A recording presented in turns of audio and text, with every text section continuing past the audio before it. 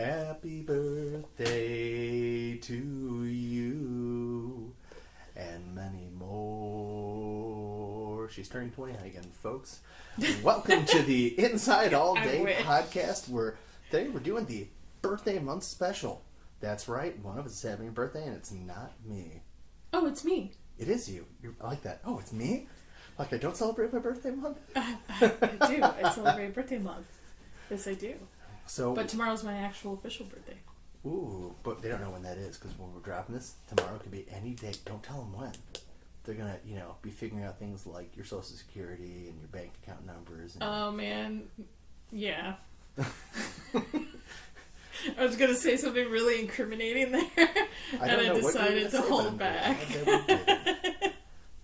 Welcome to the Inside All Day podcast, where we keep our criminal thoughts to ourselves. So we're going to do something a little different today. The topic we're going to pick is... me! Exactly. I like that. I thought we'd, maybe be a cool thing to do a little bit of get to know your host, and a great way to do a little birthday celebration. So with that in mind, how are you feeling? Are you nervous? I'm not... Well... You didn't see the questions ahead of time. Yeah, I'm like Joe Biden. I don't have the questions written out for me. But no, I'm not nervous. Well, in fairness, he doesn't just get the questions. I also didn't give you the note cards with the answers. Or who to pick on, but there's just you. Exactly. Or not pick on. You can pick your friends and you can pick your nose. But you can't pick your friend's nose unless you're into some really freaky stuff. I feel like that's something you and Mike would be kind of into. More power to you. No, thank you. That's a negative ghost rider. But yeah, I'm not nervous. I mean, I like to talk about myself. No, I don't. Do I? I have a whole journal here. Holy cow, you do. Pages. It's like 4 pages I actually wrote into. They didn't know my social security card number before. They're going to know it now with how many questions you've got laid out. It's like a whole 9. Oh, just 9? Okay. I got this. We should get some get the Pokemon battle music on, like the because a wild birthday appeared. Interview, I choose you. Nadia, go. So weird thing, and this is definitely not child appropriate. Uh-oh. I was watching a documentary on Netflix about the rise and fall of Pornhub. Okay? Well, I thought we were interviewing you, but now we're talking about Pornhub. Just really quick. And I've got the song really stuck in my head because they played it during the documentary. They're when it comes up, I guess. I don't know. It was a TikTok trend, the Pornhub theme song. Do you know what I'm talking about? I have no idea what you're talking about. But anyway, it was in the documentary, and now I've got it stuck in my head. In fact, now that I have a platform with which to discuss this, I'm not going to pretend I've never heard it. Jesus, your mom listens to our episodes. Lori. But with that said, does nobody remember when that was the College Humor intro? Oh! They stole that from College Humor and they stopped using it. Right. But yeah, so I've got that stuck in my head. I don't know how to get rid of it. I know you're supposed to play a song till full. You're supposed to play it over and over again. But I don't want to go play the song till full. I'm sure there's probably a clip somewhere I could just... Oh, there's lots of clips all over. I walked myself. Anyway. So now that we're talking about pornography... Yeah, let's get back into this, I guess. Yeah. So let's get children earmuffs off. We're good now. We're going to be starting with really just... We'll softball some of these in here. Ooh, softball. I like softballs. All right. We're going to start with, we're going to start from when you were a wee little Nadia. A wee little Nadia, and work ourselves up to a wee little podcast host. Okay. With really the first name being in your investment in pop culture, obviously everyone's path is always going to be a little bit different, but I really feel like yours is going to be pretty interesting to go over, whether it's just from your work history or with your dad being here, as an immigrant. I remember him telling me about the Batman comics he used to have. They're all written in Arabic, things like that. So your intro to pop culture. This is very professional. Wildly different than mine. Yes. Professional? Okay. Wow. We got it on record. It's the first time I've heard that in my life. So with that said, I mean, when you think to your humble beginnings in pop culture, as a kid, I mean, Saturday morning cartoons, what was your go-to? For Saturday morning cartoons? Mm-hmm. Ooh. probably Tom and Jerry. I knew you were going to say that because that would have been very your dad appropriate. Yes. So a lot of my beginning with pop culture and influence definitely came from my dad. A little bit from my mom. My mom probably more into the horror aspect. That's a big part of me growing up in my background, especially her and my godmother. But for my dad likes the classics. Looney Tunes, Tom and Jerry. And I was predominantly, during adolescence, raised by my dad. And, you know, my parents split, all that stuff. But yeah, I would probably say Saturday morning cartoons would probably, one that comes to mind is Tom and Jerry. Tom and Jerry, fair enough. Yeah, I know I did. Pat was a Looney Tunes guy in my end, but this isn't my interview. I think Looney Tunes is a staple in most of our generation. You know, because we grew up where when you would watch something and a commercial would come on, you would run to go use the restroom. You would run to go get a drink of water. You would, you know, and then my siblings would be like, "Hey, it's back! It's back!" You had to have that cereal. There's no pause before it. Yeah, you can't pause it. You can't just forward through it. And I think that taking that away, especially now in current media and stuff, there's something. It feels like you're more into what you're watching when you have those restrictions. Right, because it's not at your leisure. You have to dedicate yourself to it. Yeah, and you'll never. And if you want to rewatch an episode, you have to catch it to rewatch it, or buy the VHS or the DVD, depending on which era it came out. But I think a lot of problems with stuff nowadays is people don't pay full attention to it.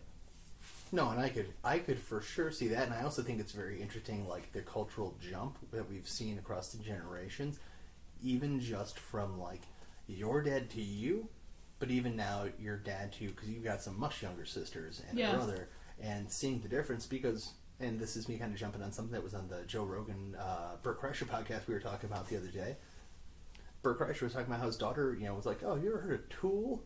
We were talking about music, or I forget what the other one was, but like she brought up a couple things. It's like. And Bert was saying how he knew everything his dad was into. It was all these different things. And I think it really comes from a place of not just that it was shared with him, but nowadays the amount of new content that is being dropped at all times. Why are you going to go back and watch the old stuff? There's new content being uploaded every millisecond. And also, a lot of the times it was family time to watch TV. It wasn't just like, hey, I'm going to throw something on my phone or throw something on my tablet, sit in my room, watch something. Most of the time there was one center TV in the household, maybe a second one, but majority of the time there was just one that was shared amongst everyone. So you got big ass tube TV. Yeah, so you got to interact with your family a lot more than one person watching something in their bedroom, another person watching something in the kitchen, or sitting next to you on their phone, or sitting so.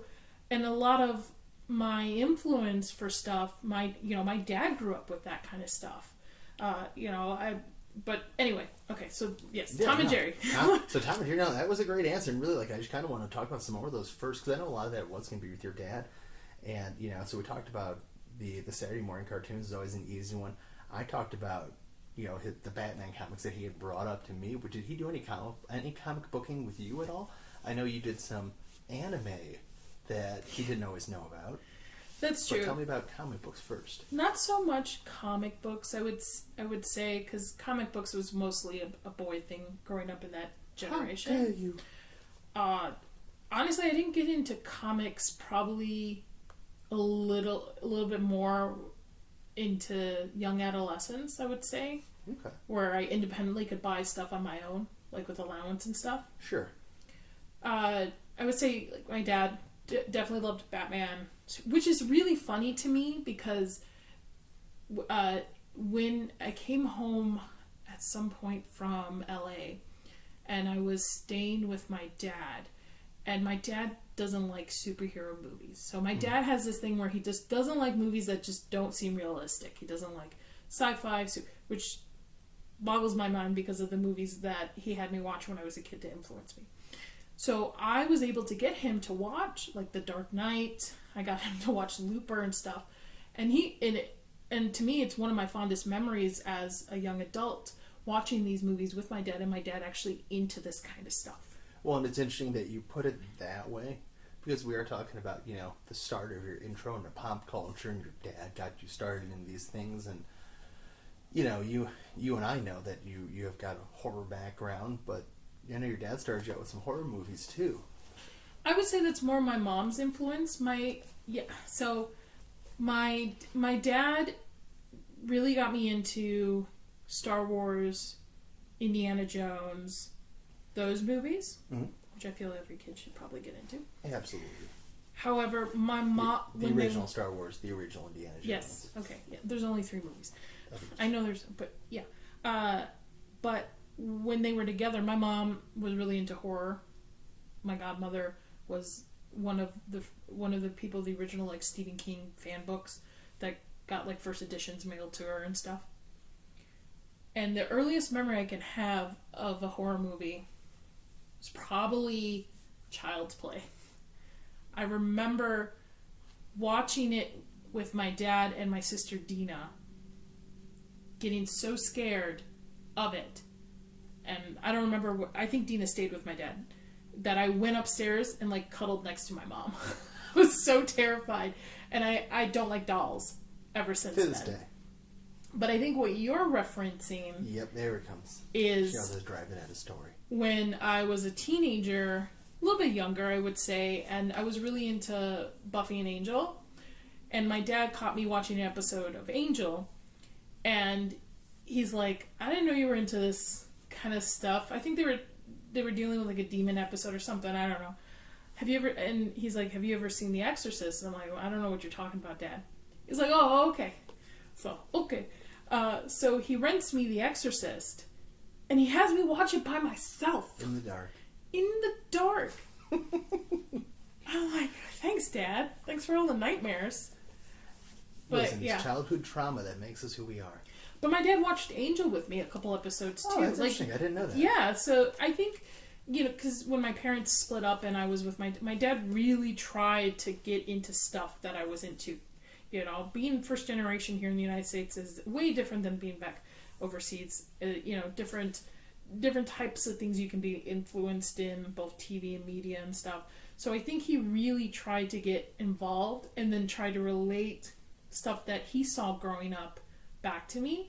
He would tell me stories of The Exorcist when it was released, and, like, people fainting and throwing up and stuff, and how when he was a young boy, when he would go to movies, sneak into movies, he would, like, sit on the stairs and stuff like that. So I have a lot of great fond memories of my dad really trying to...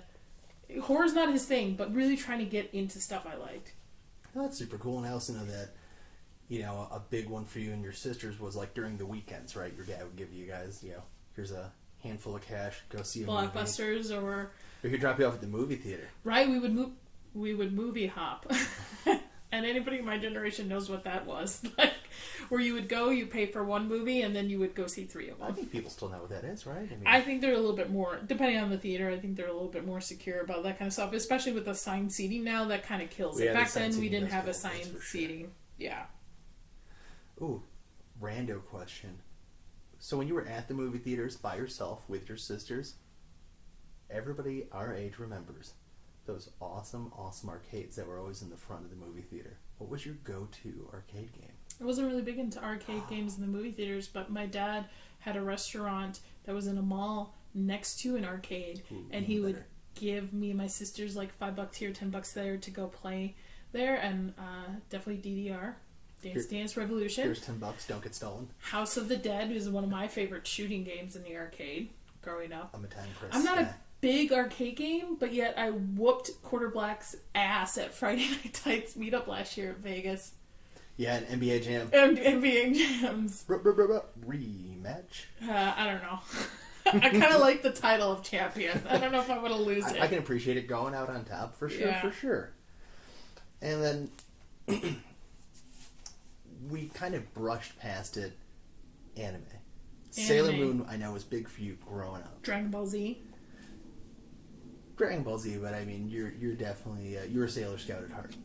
So I liked Sailor Moon. I liked Dragon Ball Z. I liked anime growing up. there was a store, and I don't remember what was it called. I think it was like Sunset Productions or something. Kind of like the FYE stores back in the day. And my dad's restaurant wasn't always in a mall. So every month I would go, or my dad would go, and get me a copy of an anime magazine that I was frequently with. Like your Shonen Jump? Yeah. So you read through like new anime stories, articles. You would see fan art in it and stuff. I would also, because I am an artist with drawing and stuff. I would draw poster size anime posters for my sisters would hang them up in their rooms of like Sailor Moon and stuff. They were really good. They looked really professional. And I can remember my grandmother always catching me because it would be like huge sheets of paper or poster paper that I would use markers on, draw it all out, and then when we would have family over or guests over and stuff, my grandmother would be like, "Go get your drawing so they can see it." And I would bring it down to show everybody. Super cool. But yeah, anime played a big part. I mean, I met one of my best friends in high school because of anime, Ashley. Shout out to Ashley. And your go-to Sailor Scout is? Oh, my go-to... I'm sure you guys played Sailor Scouts at some point, right? Or you said it was high school you got into it. Maybe you didn't play Sailor Scouts then. No, I didn't play Sailor Scouts. If you're looking for something for me to play, it would probably be Power Rangers. I did that as a kid. Me and my sisters and my cousins all played Power Rangers when we would go visit them up in Wisconsin and stuff. And my go-to Ranger is the Yellow Ranger. Okay. My go-to Sailor Scout is probably Sailor Mercury. I don't know. I just like it. You zero idea? It's just Mercury does it for you? Mercury does. She's smart. She's blue. I like blue at the time. Blue hair. I mean, as a kid, you don't go like, ooh, she's fair. She represents me. I go, ooh, my blue favorite hair. color is That's blue. Nifty. I like that character. But I would, So anime did play. I mean, I took Japanese in high school. That always blows me away because that my high school offered Japanese. I know it blows everyone away, and I'll tell you right now, I can't remember a lick of it. You speak better Japanese than me, and you never had taken it. No, I just watched like a ton of anime episode of Naruto in the original Japanese, like back to back. I had all the dang filler, and it's somewhere packed away. I have actual like manga that's Japanese manga, and we, in high school, my group of friends, we would always, once somebody knew how to drive or had a parent that was willing to take us, we would all go up to Mitsuwa Market, and they have a cool bookstore, and I really was like into Japanese stuff during high school, like culture, but unfortunately, there was a trip that was offered, I believe, to us in my Japanese class, but it got canceled because at the time it was the SARS epidemic that was going on with these SARS attacks and stuff. So didn't get to go, but Tokyo is definitely like one of my dream trips. I wouldn't say I'm so much into anime now. I'm selective with my anime now as an adult. I had to drag you kicking and screaming into Demon Slayer that you want. You had to kick me dragging and screaming into Demon Slayer, but there's some really good animes out there. I just want to make sure that I'm watching stuff that I can relate a little bit more to as an adult. For sure, as adults, we have or spend time like a little bit stricter timetables. Yeah. The way we spend it is a little bit more important. Yeah, a little bit less free time. No, I get it. I follow. But we're going to try and keep this at least minimally chronological here. Let's keep. So you said you were into Sailor Scouts in high school. You really like the Sailor Scouts, huh? Married one. And which leads me to ask, I know you were a theater kid. Kind of, yeah. How are you kind of a theater kid? I was really into set design. Yeah, it's still a theater. You don't have to be an actor. My best friend was an actor in theater, and I was into more like being creative in set design. And honestly, I probably used most of that time to fuck off. Fair enough. Because once you got to a certain stature of being a like tech kid, you can kind of like ditch your lunch to go have food in the garage where we built everything, or like, you had special privileges in a sense. You know what I mean? You were kind of a theater kid too. I was a theater kid too, but I didn't have a Disney high school that had Japanese and just let you wander about. That's true. I was also into French, ROTC. and Spanish. We had all those too. Yeah, I know, and more. That's the point. Yeah. But I mean, you didn't just stop with set design. You branched out. You kind of tapped into some of those horror roots that we were just talking on earlier. And now you're doing some haunted house design. That was way more into adulthood. Way more into adulthood? Yeah. But didn't you start working, didn't you do, I thought I recalled you working on, as like an actor. Was that yes, when you were there? So volunteer actor for a well-known haunted house in the Midwest in high school, because what they would do is they would come to the high schools and recruit high school students to volunteer to Child act. labor. Child labor, I got you. Kind of, I guess. I don't know. I mean, I had one of my, I had fondest memories, like, big influence into who I am as a person. All the people that helped kind of steer me and stuff. And then it led to me eventually to work as like their makeup department head for a year. And then the experience also led me to help build a big haunted house in the Midwest that ran for a couple years as well. Which I was only involved. No. I worked for his haunted house, so I kind of bounced around a lot after getting really into it. And it's a seasonal thing too, and especially since I was so much into horror, and at the time when I graduated high school, I wanted to go into film and television. I really wanted to focus on special effects makeup. In the Midwest, there's not much you can do with horror unless somebody's doing an independent horror movie at the time and stuff. So haunted houses helped you kind of be creative for a month out of the year, right? And it's like no holds bar fun as a haunter. Like I'm sure it still is, but my experience, there are stories that that you will never hear on this podcast. Yes, that I will never discuss on this podcast.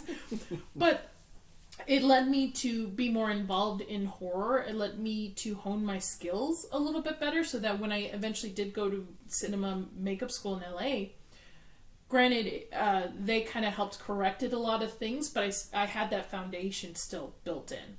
And I've always been into like creatures and the spooky things and horror. I mean, you're doing like prosthetics and gore, and I think it's really funny that you just went right straight past that pun. But it's influenced from things I would read as a kid. I mean, I was reading Stephen King. No, let me backtrack. Before Stephen King, it was R.L. Stein. Of course. Every horror kid. I was such a scaredy cat when I was a kid. I couldn't even read R.L. Stein. Oh, man. R.L. Stein probably elevated my reading levels so fast.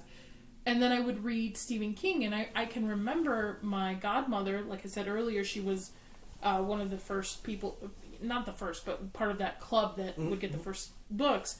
My first Stephen King book was Tommyknockers, which is probably not the greatest book to start a kid off on. And then I also read It, too, which is probably the worst book for a kid to read. A lot of things, like I reread it in the last couple of years, and I'm like, I don't remember any of this, because it totally goes over your head. Or you blocked it out.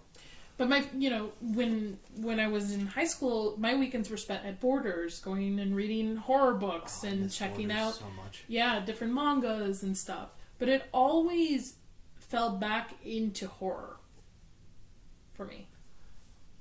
Very cool. Okay, you just brought me to a very quick question I want to ask. Just a quick aside. Borders or Barnes & Noble? Which one was better in their prime? Borders. I agree. And it shocks me still that Barnes & Noble still exists. Because Borders was, in my opinion, vastly superior. And I don't know how true this is, but I just saw that yesterday or something that was announced Blockbuster brought back all their social medias and stuff. Ooh. So I'm not 100% sure of what's going on with that, or if that was, like, I just briefly saw it. I meant to send it to you. But I was like, are they back? So are they coming back? A giant grain of salt. That would be so cool. I know there's one left, but man. I want to see him bring back a big old streaming service that doesn't cost more than cable. Remember when the whole point was to have the streaming services because it was going to be less than cable, and then you had to have all the streaming services, and now everything's way more than cable? Because they're putting into more quantity over quality nowadays. That's why. Yeah, fair enough. So they have to make up the money for all these shows that get like one season and canceled on it. I miss you, Carnival Row. They did you dirty. I mean, we got the that second was two seasons, yeah. They still try to do that dirty. So we kind of touched on the high school. You did some theater. Was there any pop culture that really defined you, minus Stephen King during high school, minus the Sailor Scouts? Harry Potter. Harry Potter. Okay, so funny story about Harry Potter. When the books first came out, I was like, "What the fuck is this? I'm not gonna read about a wizarding child. Like, what the heck? I'm not into this. Fuck this." And then I believe it was up when the fourth book came out. I was behind in reading assignments, and my school gave you a certain amount of points for books, and depending on the size of the book depends on the points you get. Mm-hmm. And I'm like, okay, these books are like, let's say 40 points a piece. I need to read like 3 of them just to get done before the semester's over, right? So I go and I read the first one. I go and I'm like, I was hooked. Read all 4 books in 2 weeks, and then ever since then I was at almost every midnight release of each book at a Myers or a Barnes and Nobles or whatever. Borders. Or a Borders store. Like, I was there at every midnight release, went to see every single movie on opening night too. Which is so funny to me because I have a huge Harry Potter tattoo. Exactly. So I mean, I played Hogwarts Legacy for a month while I was laid off. Like, I never stood in line for the books, but I got them all the first evening. You may very well have been standing in line with Pat. Probably. That's my dad. Probably. And we still have right? it. I mean, yeah, we still have all the first editions here. And your mom is so sweet. Every chance she gets, like a birthday or a Christmas or something, she sends me something Harry Potter related. She, in the last 2 years, she's gotten me these books that are the really nice pop-up decor ones. Yeah, whereas like the full book was got like the illustrations. I got Harry Potter playing cards. Man, what else did I got? I got a ton of things. I still have the first edition books that you had, too. Oh, you have the first edition books that I have? Yeah, we married, so they're mine now. Anyway, Paul. I mean, I liked Fantastic Beast for what it was. I liked the first one. First one was good. Second one's okay. Third one, the third one? I blocked it out. I think for my 30th, we went to Wizarding World when we were in LA. So, yeah. I'm never gonna get my letter to Hogwarts. We went to a Harry Potter themed dinner back home. Oh man, I forgot all about that. Where I'm sure Dumbledore was smoking some Mary Jane. Yeah. some point. We'll throw a D&D reference. Dumbledore was smoking some mage weed. Yes, he was. Harry Potter is probably a big aspect of a franchise I enjoy and an IP I enjoy that I will probably pass down to my own children.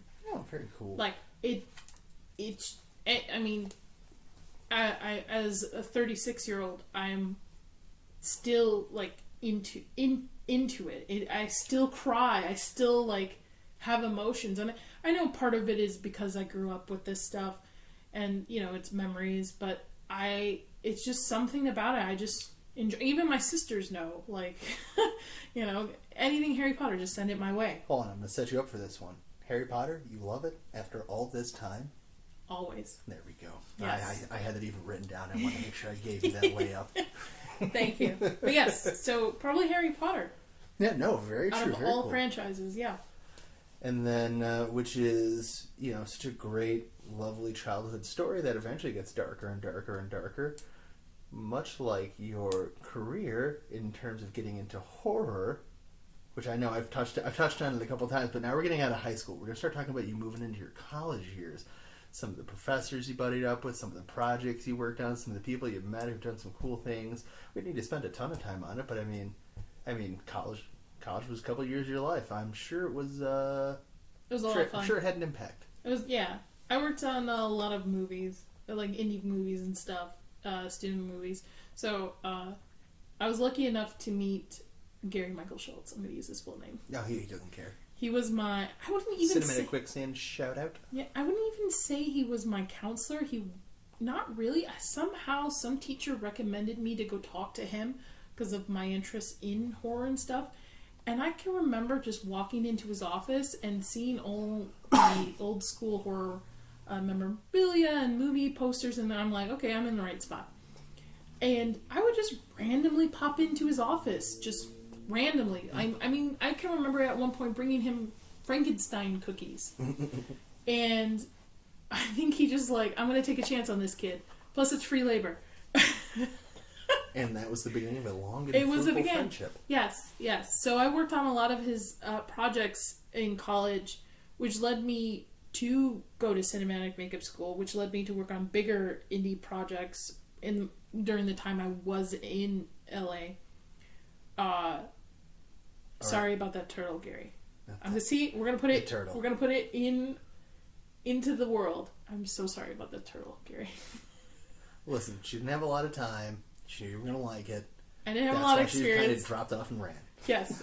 For context, there was a movie that I worked on. I think it's called I Am Jude or something. I didn't really work on it because I was working on another production. The other production I was working on paid me. Gary was not paying me, which is fine.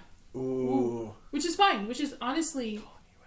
No, I'm not even calling him out. It was perfectly fine. He paid for supplies and stuff like that. I loved working with Gary. My set experience with Gary, I think, honed in and gave me the respect to work on bigger projects and gave me the respect of people who are behind the scenes a little bit more. So, like crew people. Not that I didn't have respect to in the beginning, but it really made me hone in on how much hard work goes into it. Cemented it for you, and cemented it in everybody else. Everybody had to see how hard of a work you were.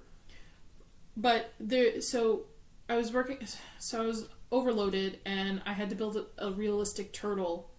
And mind you, I was still in college and did not go to LA school yet. So I was kind of like just figuring out, and the internet wasn't like how it is now, right? Yeah.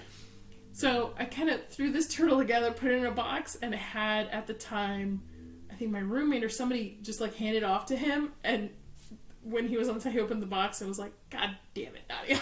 Like, what? God damn it, Nadia. I think I turned off my phone or something just to kind of I remember you telling me you turned off your phone for like a week. Yes. So sorry, Gary. Sorry about the turtle. Sorry, not sorry. Sorry. No, I'm actually sorry about. But hey, they made it work. But the short's really great. I don't know. It might still be up somewhere, but it's really good. So shout out to my fake ass turtle that Gary turned. Gary always turns things into magic. Like if I half-ass something, which not saying I half-assed a lot of things. Just a turtle. But as a director, he's amazing at taking the most, I don't want to say fucked up, but weirdest looking shit and just turning it into just being realistic, I guess, or just his storytelling. He's able to really get you involved into it where you just like, you don't go, that turtle's limbs aren't moving. He sells you on it. Yeah, he sells you on it. So shout out to Gary. Shout out to the G's, Gary. The G's, Gary. We miss you. Did you, you don't have to if you don't want to. Is there anyone you worked with that maybe went on to do bigger things? You just want to name drop just to show everyone how cool you are? No, I don't like name dropping. Okay, fair enough. I'll do it for you. So start. No, I'm kidding. No, yeah, I don't. So I've worked with people, some really cool people, some not really cool people, and I don't believe in name. All over the spectrum. All over the spectrum. I have a lot of respect for people, and when certain people give people shit online and stuff that I know I've worked with in the past, like I'm just disappointed. Yeah, disappointed. And people grow, people change, and you know, I'm close to certain people. I'm not as close to other people, and I just wish everybody well. Oh, hey, fair enough. So, sometimes that's the best you can do. Yes. So you started talking to Gary. You're working through at Columbia. You go to LA. Yeah. You're in LA. You're working on more films. You're doing more things. You're becoming more professional by the second. What then? When did you start making a jump into maybe working on some bigger films as maybe not as like an assistant? I just went wherever the money went. Wherever it could, I was a poor, broke college kid. I went wherever the money went to pay my bills and stuff, and not have to ask my dad for money. Fair enough. Those $1 gas station tacos weren't going to buy themselves. Oh, I miss those, man. They were so good. So good. I had a good time living in LA. I had a good time working in LA. I feel I'm really happy for individuals I went to school with that I see are really succeeding in the film world and really like owning up. You have to remember, it's been maybe 15 years since I've worked on anything really big or anything at all. Because once I moved back home, I kind of put my, I worked on, I think, one film when I came back home, and that was it. You put the brushes down and tried something else? Yeah, it's a very fast-paced world. You have to be go, go, go all the time, from my experience. Everyone's experience is different. And I realized I like the artist aspect of it, but I don't like the constant... when I say politics, I don't mean, like, American politics, but just politics in movies and in Hollywood in general. You got to know the guy who knows the guy. Yeah, it's a lot of networking, a lot of grind. It's really, really hard to make it in Hollywood. But I hear if you can make it there, you can make it anywhere. Yeah. So the grind just didn't seem interested for me anymore. Hey, fair enough. I can appreciate that.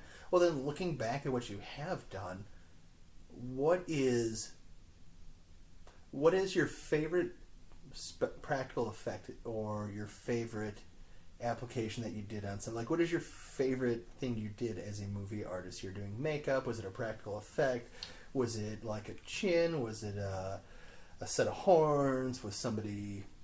I like more prosthetic work and putting prosthetics together and sculpting and stuff. I've done some weird shit, like I've built chins, I've plugged hair. I would say plugging hair is one of my favorite things to do. It's just zen. I think I remember you telling me. It is. It's so... I don't know why. It's just... because you can just put headphones on and just kind of go for it. I would have to say probably more practical effects than the makeup aspect. The makeup aspect, I really enjoy doing fantasy and horror makeup. I cannot do beauty or high fashion to save my life, okay? Like, if you want me to throw blood on it, airbrush it, put scales on it, whatever, I'm your gal. If you want me to put basic beauty makeup on your actress when she's not covered in blood, I'm sorry, you're going to have to hire somebody to do that.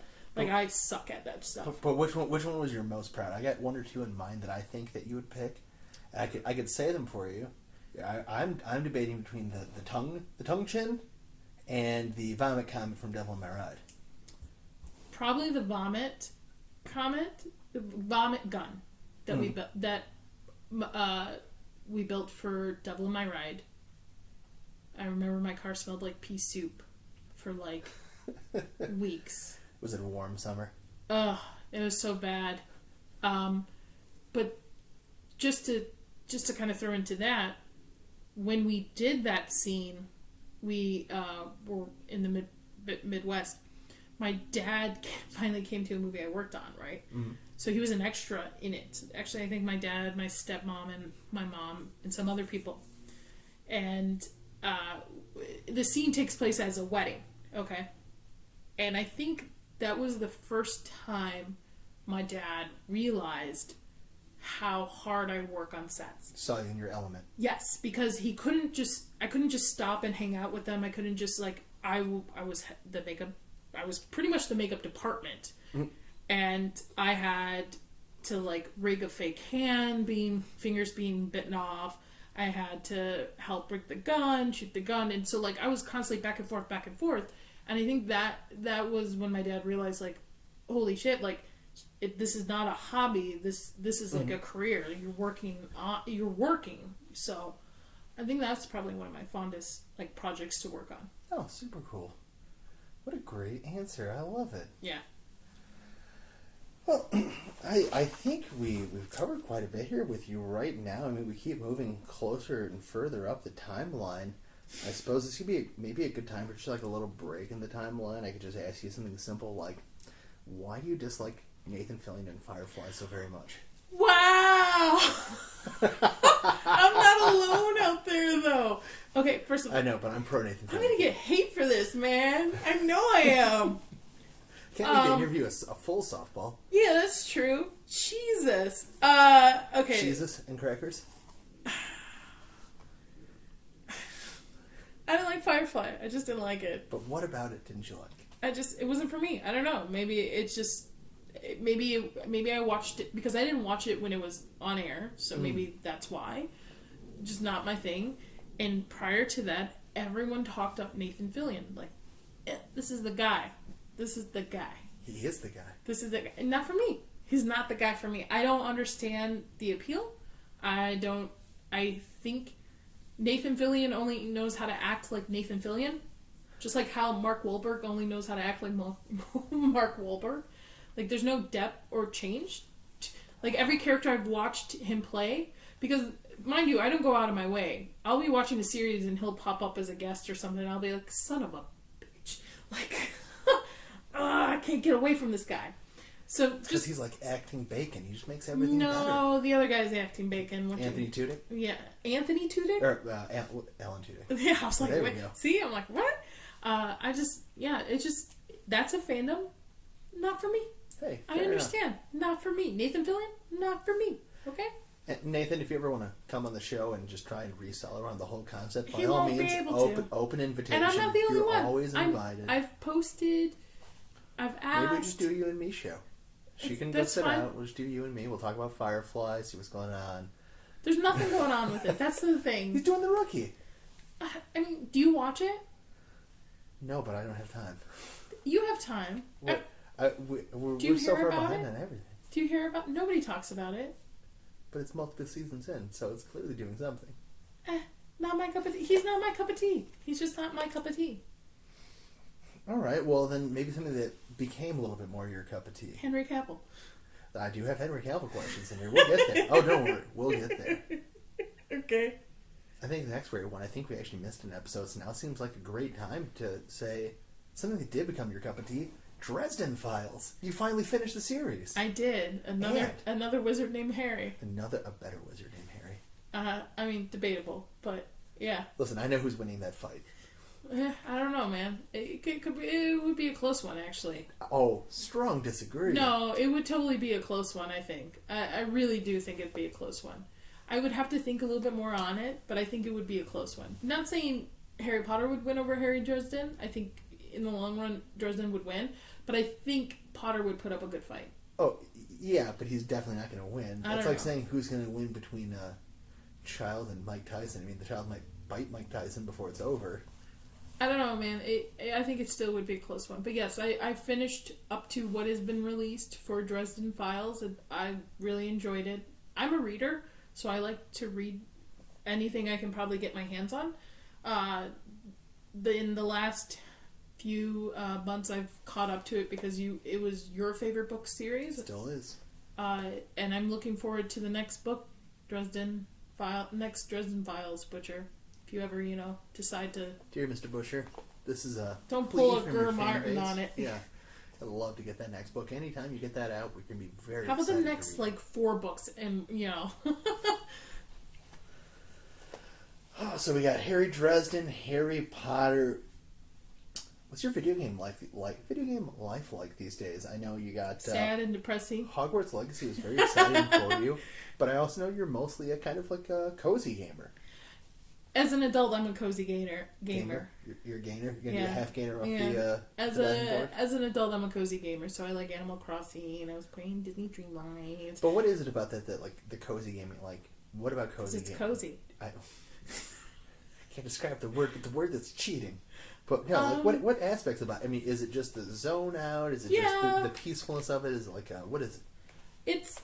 Because I'm not a cozy gamer. You're not. But I would have to say arcade games that are on the Switch are probably your cozy game because you tune out to it. True, but I mean, cozy game's kind of a style. It is a style, but I believe it's just games that you don't really have to think about it and you're just really enjoying and let the hours pass by. Okay, fair enough. It's not a game that you have to look up stuff or structure. So take it at your own pace. Like God of War, that's probably a game where you gotta strategize and figure out. Boy. You know what I mean? You have to know how to sling together those combos. Yeah. And, this guy's got a shield, so I need to make sure I start the combo this way, and then I finish it like that, and I can throw him into that guy. And Hogwarts Legacy is the same, I would say, in certain aspects where you have to kind of figure out the puzzles and look up stuff. I like more games that you don't have to think, you don't have to worry about where you're at in the game. You know, it's repetitive. It helps me zone out from, you know, a long day at work, and then, you know, us taking care of our dogs, and then getting dinner on the table. And by then, sometimes I don't want to read. I'm still, my brain's still like firing off a million things. Firing all cylinders. So those type of games actually help me kind of center myself and come down off of it. I could fully appreciate that. I mean, but general games are great for. As a kid, I was more into RPG games. So like Final Fantasy was a big game that I played. And then prior to that, I mean, we had a Nintendo 64, we had a Sega, and played Sonic, played Donkey Kong, Mario Kart, Super Mario's brother in general. So like, I played those games. But the thing is, as a kid, we played those games when you couldn't go outside. So on my end, I don't. It might be different for you, but for me and my cousins, we would only like pull out these gaming systems when it was raining outside and you couldn't really go outside and do anything. So you're stuck inside. The days have changed. Right? Now we're inside all day. Did you do that on purpose? I love that we were at the same time.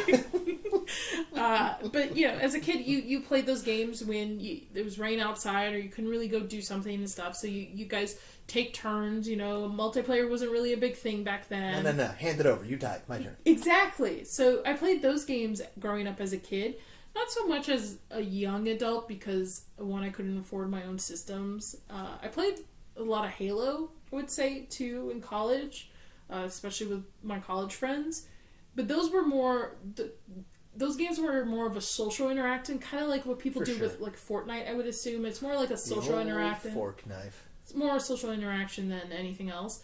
But nowadays, it's mostly cozy games. I mean, Hogwarts Legacy was the first like non-cozy game. But you even kind of cozy game aspects of that because you love taking care of the beasts and like, getting your herbology going. Really? That's what I like, Chris? Listen, I'm not learning those spells, so I don't know what you're referring to. Yeah. I think you're describing yourself, a Hufflepuff over there. I'm more like, let's go fuck shit up. Let's see how many times I can do the killing spells in a row. So, yeah. So walking around Hogwarts all strapped up.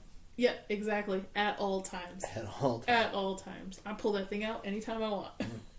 Yeah, you never know when danger could strike. You were talking about playing with your cousins. What do you remember? Like, what was the first game you remember playing? Donkey Kong. Which, like Donkey Kong Country? I think SNES? It probably was Country. Yeah. Yeah. On the SNES. Yeah, with my cousins. Yeah. Not a bad one. With my Middle Eastern cousins, with my white cousins. Sonic Hedgehog. When we would go up to Wisconsin. Yeah. Yeah. Oh, very cool. Yeah. So, I think maybe now's a great time for me to move you into lightning round. Oh no, is this just yes and no questions? This is just going to be short answers. I mean, I want like yes, no, or I'll give you a couple options. Pick no elaboration. We're just going to like top of your head. No time to think. Okay. I want. So okay. Let's start here. Okay. I don't think it's going to work, but okay. We got this. Sonic, Mario. Oh, Sonic. Arrested Development or Seinfeld? Oh man. 3, 2, 1. Pick. Seinfeld. Correct choice. Holland, Maguire, or Garfield for your Spider-Man? Wait. What? Back up. Oh, Tom Holland, Tobey Maguire, or Andrew Garfield. Who's your Spider-Man? Garfield. Who's your Doctor Who? Matt Smith. Coffee or tea? Coffee. Best on-screen Batman? Christian Bale. Civil War. Ooh, I'm gonna get shit for that for Michael Keaton. Back up. Listen, I grew up with Michael Keaton, Batman movies and stuff like that. No. There's no clarifying. You live with that now. That's what Twitter's for later. Civil War. Cap versus Iron Man. Who was right? I went in there thinking Iron Man was gonna be right, and then it totally turned me off from Iron Man. Incorrect, because the answer is always Captain America. Right. Yeah. Modern or classic horror? Classic. Ketchup or mustard? Ketchup. What goes on your pizza? 3 toppings. Go. Mushroom, black olives, and pepperoni. Teenage Mutant Ninja Turtles or Power Rangers? Power Rangers. Which one will win in a fight? Power Rangers. Okay. Last fictional character you watch is coming to get you. Who is it, and how screwed are you? Last fictional character I watched is coming to get... Oh, The Mandalorian. So you're screwed. Depends on which season. There's no season in which you're going to take the Mandalorian in a fight. Oh, you mean... Oh, no, I thought you he's not coming to pick... No. Yeah. He's coming to get you. Maybe I can... Read. Maybe I can grovel. Don't go for the I'm kid. part of the United States of Pedro Pascal. Hey, video games, competitive or co-op? Competitive. Switch or PS5? Switch. Henry Cavill, Superman, or Geralt of Rivia? Both. Best Joker? I grew up with Jack Nicholson, so... It's a trick question. The correct answer is for Persona 5 fans. Deadpool, too much or just enough? A little bit of both. Ryan Reynolds, same question. A little bit of both. Sci-fi or fantasy? Fantasy. Horror or action? Horror. Horror comedy? Horror. Horror rom-com? Horror. Oh my god, I hate hate rom-coms. I just want to hear your reaction to that one. Ooh, snacks, salty versus sweet? Salty. Coke or Pepsi? Pepsi. Starbucks coffee or Dutch Bros Red Bull Rebel? Dutch Bros Red Bull Rebel. Sith or Jedi? I'm a Sith. Disney's current lineup, thumbs up, thumbs down? Thumbs down. Thumbs down. Let's end this with the best lightning question. America's ass. Captain America or me? You, baby. You got it. This was fun. That was a blast. I hope you guys enjoyed hanging out for our little birthday surprise interview. Feel free to hit us up on social media. Say hi to everybody. If anybody wants to, maybe go out there and give a little shout out to the birthday girl, you know where to find us. It's going to be at Inside All Day Podcast. And where you're going to always make sure to like, subscribe, smash that like button.